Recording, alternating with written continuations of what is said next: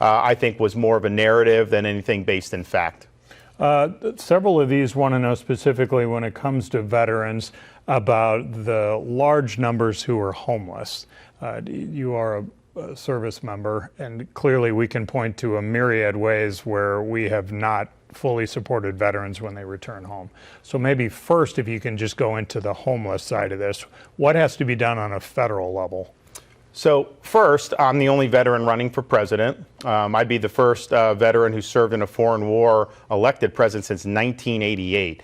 So veterans issues are close to my heart. These will be top tier issues with me as president. And I don't think we've had a president that's put them front and center the way they should have been in my lifetime. So we will do that. Now, here's the thing. The homeless problem is largely a symptom of the underlying issue that the federal government has not done a good job of servicing veterans' mental health needs. People come back, and I remember being in Iraq and working with Marines and soldiers and Naval Special Warfare folks who had been deployed constantly since 9/11.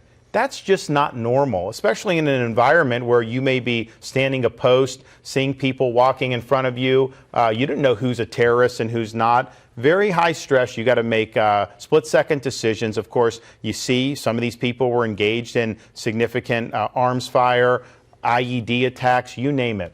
So veterans coming back that have post-traumatic stress, veterans that come back and get involved in substance abuse, that is not something that is unforeseen.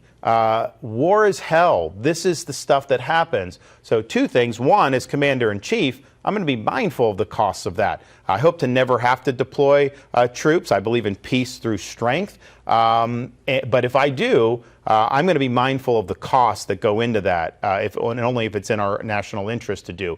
But we need to do a better job on dealing with the invisible wounds of war. Now, the VA has not done a good job. The VA is a massive bureaucracy. I'm going to fire some of these bad bureaucrats. We're going to bring accountability to the VA, but I don't think a bureaucracy that big ultimately can completely do the job. So what we're going to do is take something that we've done in Florida, a model of enlisting all these different parts of society who want to be helpful.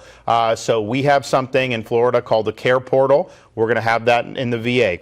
The veteran goes in, maybe they have post-traumatic stress. So yes, the VA can work to service that, but it goes into the portal. You have veterans organizations, charities, businesses, individual volunteers, churches, all plugged into the portal. Somebody, veteran, will have a need. Maybe they have post-traumatic stress. Maybe they got evicted from their apartment. All of a sudden, you'll have a church come and help the veteran. You'll have some of these veterans groups. We have groups in Florida that train service dogs to help veterans with post-traumatic stress. And guess what? The suicide rate goes down dramatically. It may even be something as simple as a veteran is really struggling, somebody local in the community has agreed to volunteer. Maybe they just go up and say, you know what, thank you for your service. I care about you. Let me take you to lunch. Talk to me. What's going on? That could be the difference between somebody committing suicide or not. So I think the homeless problem flows out of the problems that we've had with mental health and substance abuse. We're going to have a totally new approach. We're not going to put all our eggs in the bureaucratic basket. We're going to use government to help facilitate these connections to so many great things that are going on in this country. Because I can tell you there are very few communities that I've been to, certainly in Florida, that do not want to help their veterans. Let's harness all that energy so we can actually achieve better outcomes.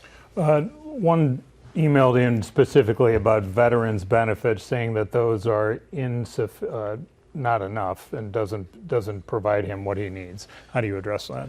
Pretty generic. But. Yeah. I mean, I don't know exactly what. I mean, obviously we have pension benefits that people can earn if they serve 20 years. Obviously, I support that. I think that that's important that we'll be able to do. Some of the health benefits, I think, very well may be inadequate. There's parts of the country where some of the VA system, the veterans give high marks to. There's others where it's not the case. So I don't think it's even throughout the country. But yes, there's when you're willing to put the cloth of your country on, particularly if you're injured and harmed in the process of discharging those duties, we have a responsibility to care for you. I mean, Lincoln, in his second inaugural address, one of the things he pointed out, wasn't a very long speech. He said to take care of those who bore the cost of battle for us, and we have responsibility as a society to do that. We've had different periods in our history where men and women have signed up to join the military because of something. 9/11, one of the more recent ones from 20 plus years ago.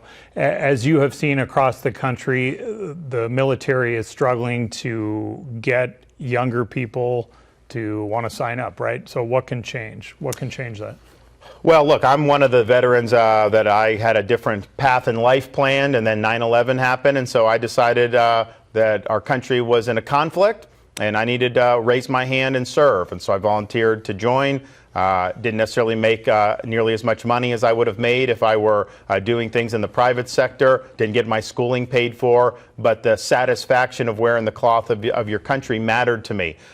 This was during the Afghanistan and Iraq conflicts. I volunteered to serve in Iraq. Wasn't necessarily the best conflict in the world at the time. There was a lot of problems going on there, but I felt that you have to stand up and serve. And I know a lot of veterans have felt this way.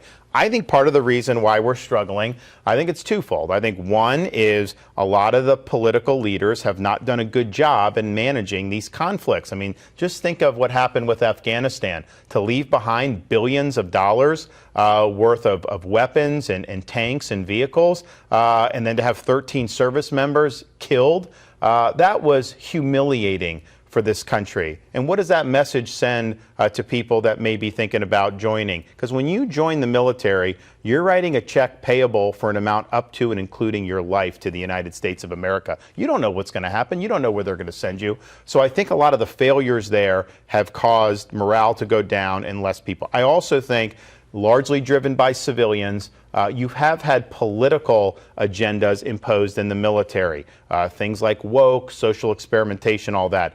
That is not what the mission is about. And when people see that they're not putting the mission first, you think, well, that may not be the type of military I want to join right now. And I have veterans coming up to me in Iowa and beyond, and it's frequently they will say that they're not sure they would advise their kids or grandkids to join the current military. So as Commander-in-Chief on day one, I'm taking all the political nonsense out of the military. We're going to refocus it on mission first. Promotions are going to be done through merit and achievement. And that's the way it's going to be. That's going to create an increase in morale. And I think more people are going to want to serve. And I'll be very vocal as Commander-in-Chief and as a veteran that military service is a noble calling. You know, John F. Kennedy said that you can look back on your life with a great deal of pride and say, I served in the United States Navy. And that inspired a lot of people to want to join the Navy. Ronald Reagan said that some people spend a lifetime wondering if they've made a difference.